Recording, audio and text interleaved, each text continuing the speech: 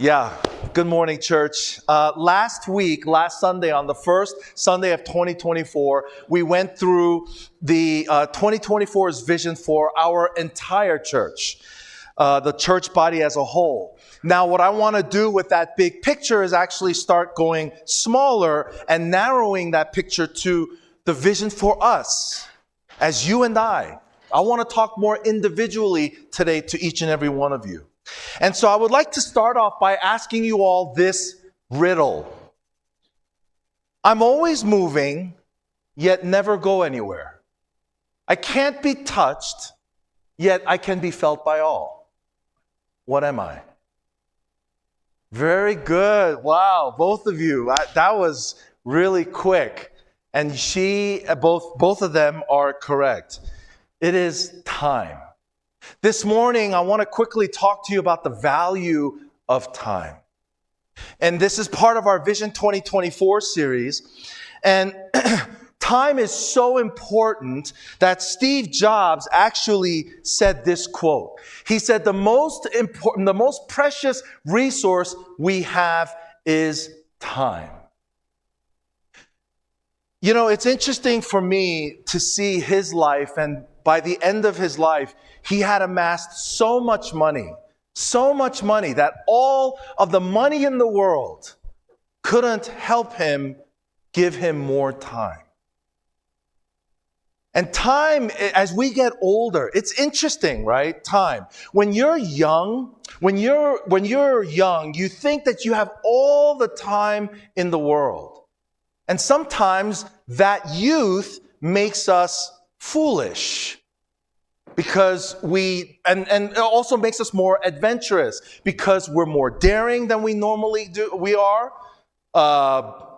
And we kind of don't care about the ramifications of our actions. And so many times we act recklessly when we're young because we think we have so much time. But for an older person, time is really short. And not only is it short, but we tend to focus more on our health. We're not as reckless as the youth are. And there's something about time, as we go in time, there's something about giving us wisdom in time. And so the older folks here in this room, you'll notice that when you're young, you never go to the doctor for anything, right? When you fall down, like if you're in the mountains this weekend, like some of us are up in Breckenridge and we're skiing or snowboarding, you fall and you hit your elbow and it's really sore. None of you go to the doctor when you're under 20. None. But when you're 50, 60, the smallest fall, you're going straight to the doctor, right? It's the difference. And one of the best analogies of time I heard was time is like toilet tissue. When you start out, you have a lot of it and you think you'll never run out. But then as you go towards the toilet tissue and it gets less and less, you realize how fast time goes until you're out of it. Isn't that interesting? And another famous person, A.W. Tozer, I love his writings. He's a theologian and writer of the book Pursuit of God. He wrote this: time is a resource that is non-renewable and non-transferable. You cannot store it, slow it up, hold it up, divide it up, or give it up. You can't hoard it up or save it for a rainy day. When it's lost, it is unrecoverable. When you kill time, remember that it has no resurrection. Aidan Wilson Tozer.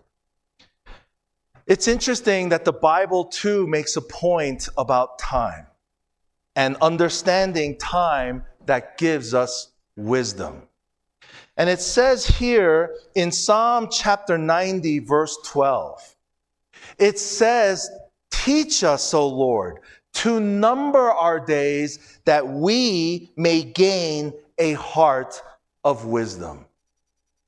What this psalm points out is that the person who understands how to tell time for what it truly is That's the person who gains wisdom.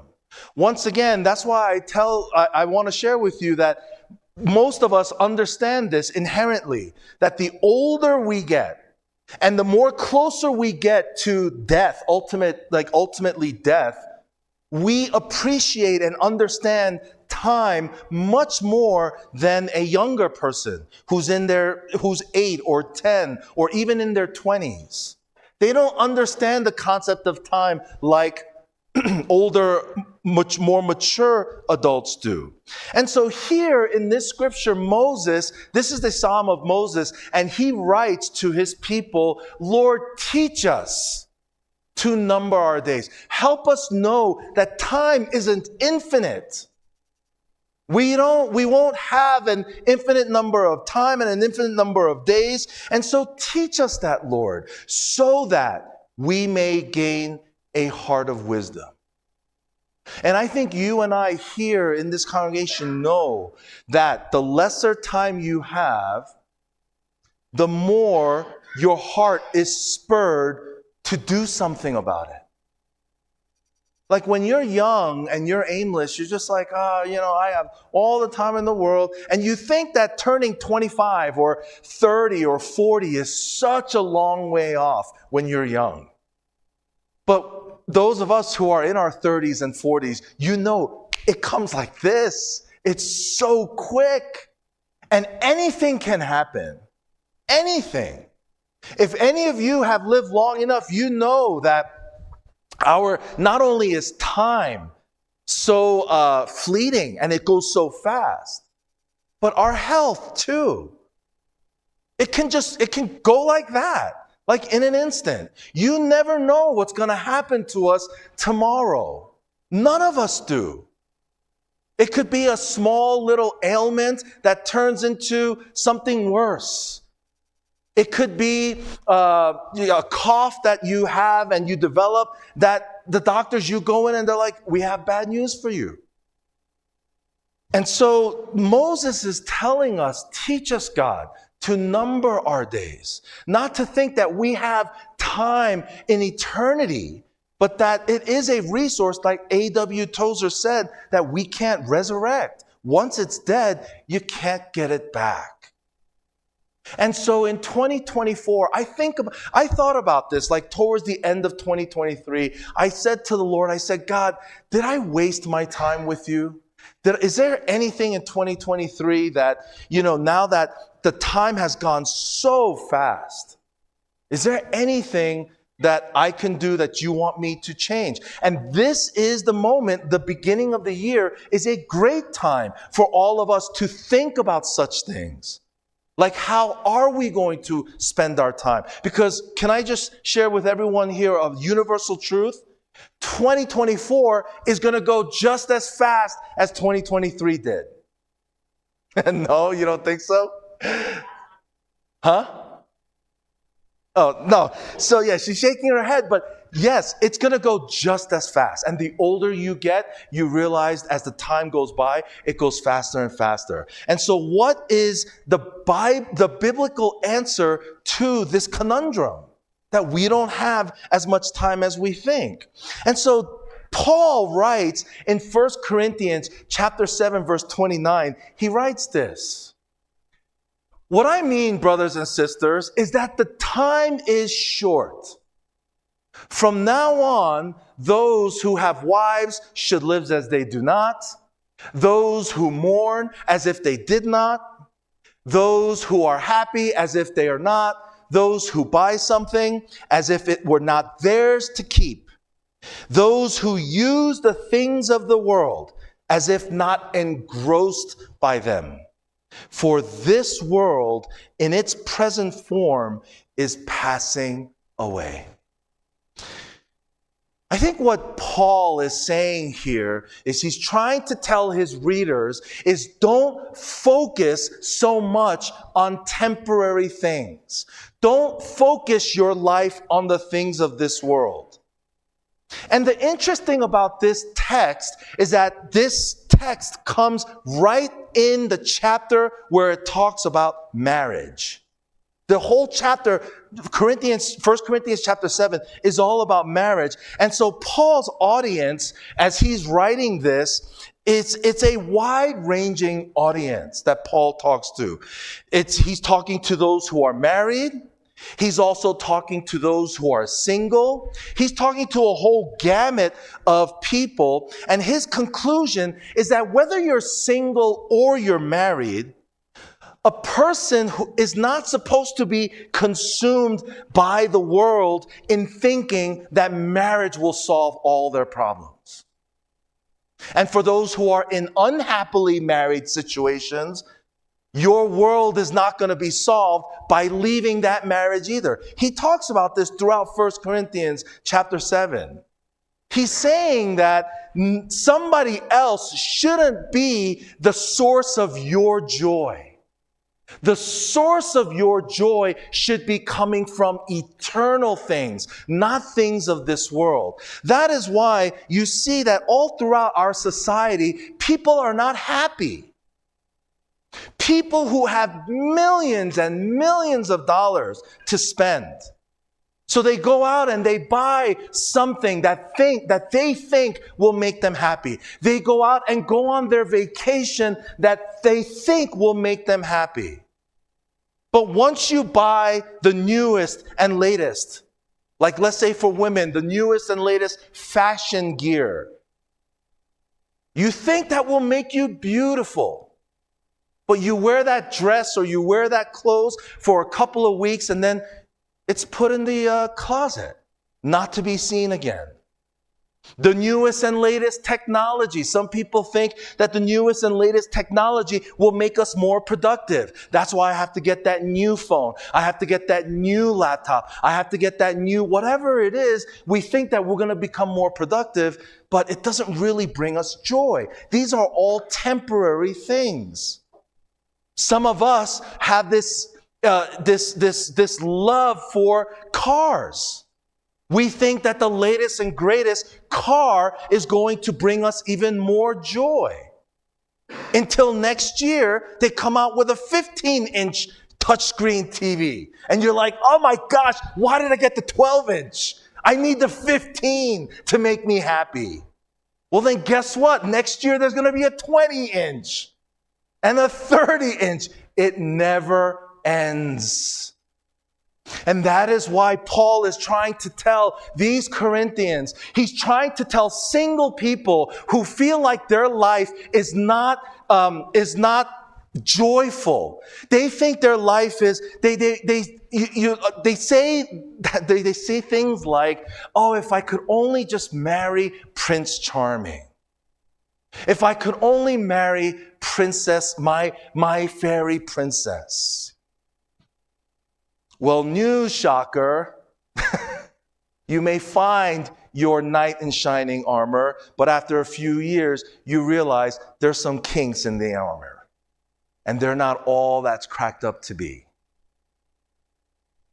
That's life. These are all temporary things that will never give us satisfaction. And what Paul is trying to say is, ladies and gentlemen, time is short. Time is short. Don't look as your salvation or your greatest achievement in something else that is temporary. Look at the things that are eternal. And that's what he's trying to encourage all of us to look at the things that are eternal. One last thing, it just came to my mind this morning as I was praying for this sermon this morning.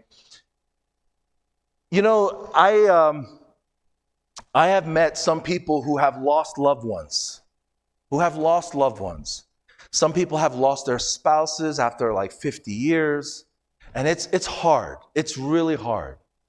But one response that always gets me in the heart, that really touches me, is when I say like, hey, Jimmy, or Steve, or, Joe, Jane Doe, it must have been really hard to let that person go, hasn't it?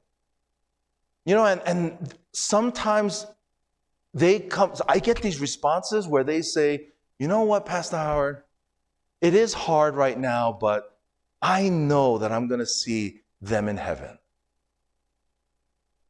When I hear that, it just rings something true in my heart, knowing that their temporary joy, their eternal joy is not fixated on the temporary things of this world.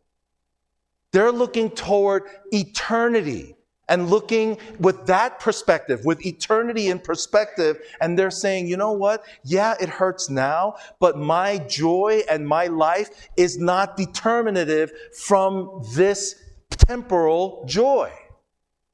Because there's a future eternity at hand. And that's what I'm looking towards.